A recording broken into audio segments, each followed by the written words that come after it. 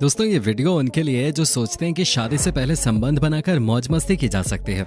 जी हाँ, आजकल के युवाओं को अपने ऊपर कंट्रोल ही नहीं रहा है। आजकल तो 11 में रहते हैं जहाँ बिना शादी किए ही ये रातों को हसीन बना देते हैं। कहने का मतलब है कि शादी की कोई टेंशन नहीं और लड़का लड़की को एक साथ रात बिताने का मौका भी मिल जाता है। आजकल ओयो रूम से लेकर तमाम होटल युवाओं से भरे रहते हैं क्योंकि हर वीकेंड इन्हें मस्ती करने जो निकलना है। दिन में नशा किया और रात को संबंध बनाया। ऐसे में बच्चा होने का डर तो लड़कियों में रहता ही है और वो कई तरह की बच्चा गिराने वाली दवाइयों का सेवन करने लगती हैं, जिनका असर इन्हें रियल लाइफ में तब पता चलता है जब ये शादी करके बच्चे पैदा करना चाहती हैं। जी हाँ, तब इन्हीं लड़कियों को बहुत तकलीफ उठानी पड़ती है। आज हम आपको बताते हैं कि आखिर में पेट में एक स्वस्थ बच्चे को कैसे पाला जा सकता है। इस वीडियो को आप अंत तक जरूर देखिएगा। अपनी कोख से नए जीवन को जन्म देना किसी भी महिला के जीवन का सबसे अनुपम पल होता है। इस एहसास के लिए अपनी गर्भावस्था के दौरान वो कई सपने भी सजाती है। महिला के मन में ये जानने की काफी उमंग होती है कि बच्चा गर्भ में किस तरह से पल रहा है, उसका विकास किस तरह से हो रहा है, वो क्या क्या कर रहा है। परिवार के दूसरे लोग भी इस दौरान महिला की काफी देखभाल करते हैं। आइए जानते हैं गर्भ में किस तरह बड़ा होता है शिशु। कौन सा समय गर्भधारण के लिए बेहतर? ओव्यूलेशन के समय यानी इसके 1-2 दिन पहले यौन संबंध बनाना लाभकारी होता है। इस समय शुक्राणु और अंडे के मिलन यानी निषेचन होने की संभावना सर्वाधिक होती है। ट्यूब में निषेचन होने के 5-6 दिन में भ्रूण गर्भाशय में आकर सतह पर चिपक जाता है, जिसे प्रत्यारोपण कहा जाता है। इस दौरान महिला को हल्की ब्लीडिंग या स्पॉटिंग हो सकती है, जो सामान्य है। गर्भ गर्भाशय में ही अपने विकसित होने का पूरा सफर तय कर लेता है। कैसे जाने गर्भधारण हुआ है? सामान्य तौर पर महिला को शुरुआत में तो ये पता नहीं होता कि वो गर्भधारण कर चुकी है। पीरियड के चौथे हफ्ते यानी 28 दिन बाद भी माहवारी नहीं आती है तो प्रेगनेंसी का टेस्ट कराना चाहिए। अगर टेस्ट पॉजिटिव आया तो गर्भधारण होने के कारण थोड़ी कमजोरी, थकान, अचानक मूड बदलना और उल्टी आने की समस्या हो सकती है।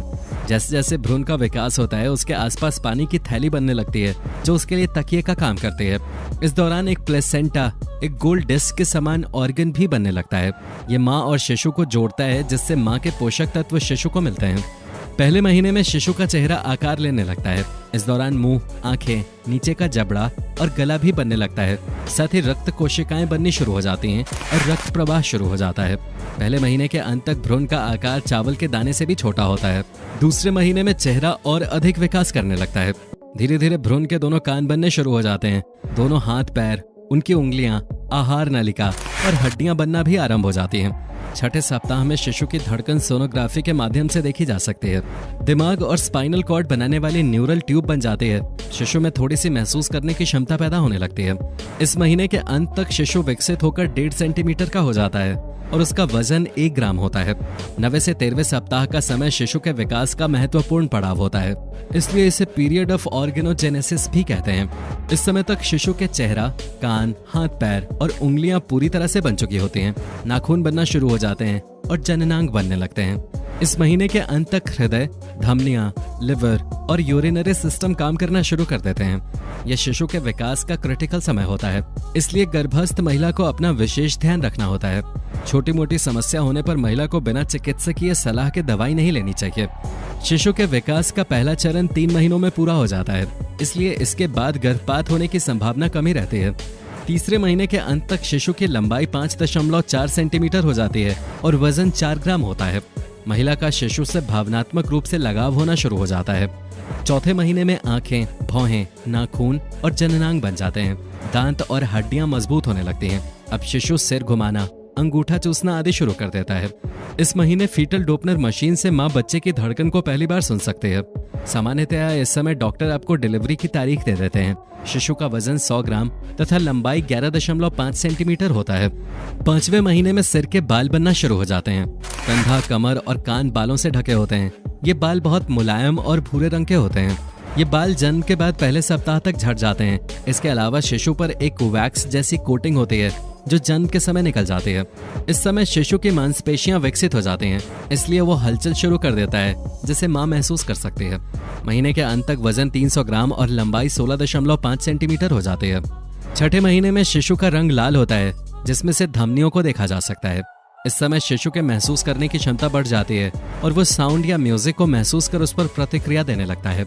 इस महीने के अंत तक उसका वजन 600 ग्राम और लंबाई 30 सेंटीमीटर हो जाती है। 7वें महीने में शिशु में फैट बढ़ने लगता है। उसकी आवाज सुनने की क्षमता और अधिक बढ़ जाती है। लाइट के प्रति वो अपना रिएक्शन देने लगता है। और जल्दी जल्दी अपना स्थान बदलता रहता है। इस समय तक शिशु इतना विकसित हो चुका होता है कि किसी कारण से प्रीमैच्योर डिलीवरी हो जाए तो वो जीवित रह सकता है। 8वें महीने में शिशु की हलचल और अधिक बढ़ जाती है, जिसे माँ बहुत अच्छे से महसूस कर सकती है। इस समय दिमाग का विकास तेजी से होता है और वह सुनने के साथ देख भी सकता है। फेफड़ों के अलावा अन्य सभी शारीरिक अंगों का विकास पूरा हो चुका होता है। इस महीने में शिशु का वजन 1700 ग्राम होता है और लंबाई 42 सेंटीमीटर होती है। अब महिला का नए जीवन को दुनिया में लाने के प्रति उत्साह चरम पर होता है और वो जन्म का इंतजार करने लगती है। 9वें महीने में बच्चे के फेफड़े भी पूरी तरह से बन चुके होते हैं। शरीर में हलचल बढ़ जाती है, पलकें झपकना, आंखें बंद करना, सिर घुमाना और पकड़ने की क्षमता भी विकसित हो जाती है। इस महीने के अंत तक गर्भाशय में जगह कम होने के कारण शिशु की हलचल कम होने लगती है। इस समय बच्चे का वजन 2600 ग्राम और लंबाई 47.6 सेंटीमीटर होती है। अब शिशु दुनिया में आने के लिए तैयार हो जाता है और धीरे धीरे नीचे आने लगता है। जन्म के समय सामान्यतया शिशु का सिर पहले बाहर आता है। महिला के गर्भधारण से लेकर शिशु के दुनिया में आने की यात्रा अनूठी और कई तरह के अनुभव लिए होती है। डॉक्टर द्वारा दी गई तारीख नजदीक आने पर महिलाएं नॉर्मल डिलीवरी के लिए शरीर पर जोर डालने लगती हैं। ऐसा नहीं करना चाहिए। यदि महिला स्वस्थ है तो नॉर्मल डिलीवरी की संभावनाएं अधिक रहती हैं। अबॉर्शन कराने से खतरा। दोस्तों, मां बनना हर महिला के लिए दुनिया का सबसे बड़ा वरदान होता है, लेकिन कई बार अनचाही प्रेगनेंसी महिलाओं के लिए मुसीबत का सबब भी बन जाती है। ऐसे मामलों में फिर उन्हें गर्भपात का सहारा लेना पड़ता है। दोस्तों, 20 हफ्ते से पहले यूट्रस में बेबी का हार्ट बीट बंद हो जाए तो उसे गर्भपात कहते हैं। 20 हफ्ते के बाद अबॉर्शन करवाना महिला के शरीर के लिए खतरनाक हो सकता है। अगर कोई महिला 20 हफ्ते के बाद अबॉर्शन कराना चाहती है तो उसे कोर्ट से मंजूरी लेनी पड़ती है। हमारे देश में अबॉर्शन को लेकर कई अनियमितताएं हैं, जिसकी वजह से कई बार परेशानी का सामना करना पड़ता है। गर्भपात से पहले इन बातों पर ध्यान। किसी भी महिला को गर्भपात कराने से पहले अल्ट्रासाउंड कराना बेहद जरूरी होता है। कई बार महिलाएं अल्ट्रासाउंड नहीं कराना चाहती, लेकिन उनकी सेहत के लिए एक बार अल्ट्रासाउंड से प्रेगनेंसी को कंफर्म करना बेहद जरूरी होता है। इससे पता चलता है कि कितने दिन की प्रेगनेंसी है और बच्चा बच्चेदानी के अंदर है या नहीं। अल्ट्रासाउंड के बाद ये फैसला लिया जाता है कि किस तरीके से अबॉर्शन किया जाए। कैसे होता है अबॉर्शन? 12 हफ्ते से पहले अबॉर्शन के लिए मेडिकल तरीका अपनाया जाता है। 9 हफ्ते तक की प्रेगनेंसी में मेडिकल अबॉर्शन के दौरान गोलियों का इस्तेमाल किया जाता है। इन गोलियों की वजह से गर्भाशय की लाइनिंग को नष्ट कर दिया जाता है, जिससे भ्रूण गर्भाशय से अलग हो जाता है और गर्भ खत्म हो जाता है। इस दौरान मिफेप्रिस्टोन और मिफेप्रिस्टोल 2 गोलियां लेनी होती हैं। एक दवाई पहले दी जाती है, बाकी की 4 दवाइयां 48 घंटे के बाद दी जाती हैं। ब्लीडिंग के साथ ही अबॉर्शन हो जाता है। 12 हफ्ते के बाद की प्रेगनेंसी में डीएनसी करना बेहतर रहता है। इसमें नॉर्मल डिलीवरी का तरीका ही अपनाया जाता है।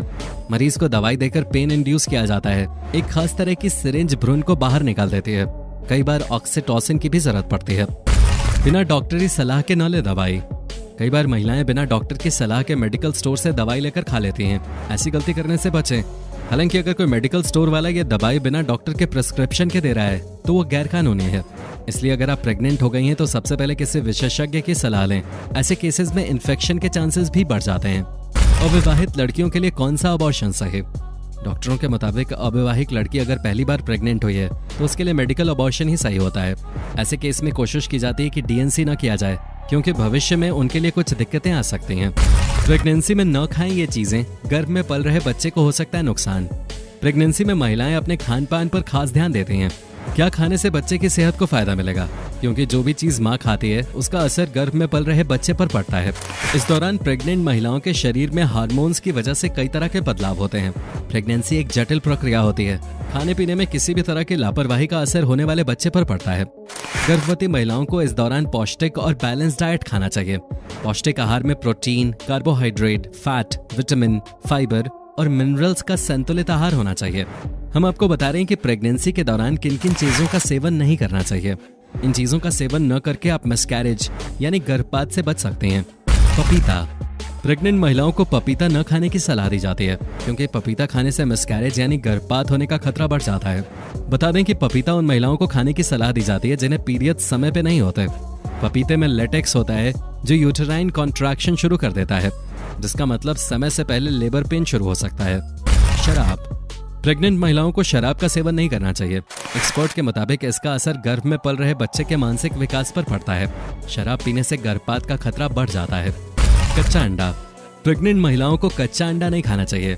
कच्चे अंडे में सैल्मोनेला बैक्टीरिया होता है, जिसकी वजह से उल्टी, दस्त, पेट में दर्द, बुखार आदि हो सकता है। इतना ही नहीं, ये बैक्टीरिया बच्चे को भी नुकसान पहुंचा सकता है। एलोवेरा। प्रेगनेंसी में एलोवेरा का सेवन नहीं करना चाहिए, इससे प्रेगनेंसी खराब हो सकती है। हालांकि प्रेगनेंसी के दौरान एलोवेरा क्रीम लगाने से कोई नुकसान नहीं होता। कॉफी। प्रेग्नेंट महिलाएं अक्सर चाय कॉफी पीती हैं। जरूरत से ज्यादा कॉफी पीने से गर्भ में पल रहे बच्चे को नुकसान पहुंच सकता है। इसके अलावा बच्चे के जन्म के दौरान उसका वजन कम होने का भी ये कारण बन सकता है। दोस्तों, उम्मीद करता हूं कि आपको हमारा ये एपिसोड पसंद आया होगा। साथ ही दोस्तों, अगर आपको इस वीडियो पे कोई राय देनी है तो आप हमें कमेंट करके बता सकते हैं। हमें आपके कमेंट्स का इंतजार रहता है। दोस्तों, अगर आप हमारे चैनल पर नए हैं तो प्लीज चैनल को सब्सक्राइब जरूर कर दीजिएगा, क्योंकि हम आपके लिए रोज ही इस तरह के वीडियोस बनाते रहते हैं। अपना ख्याल रखिएगा। Bye bye.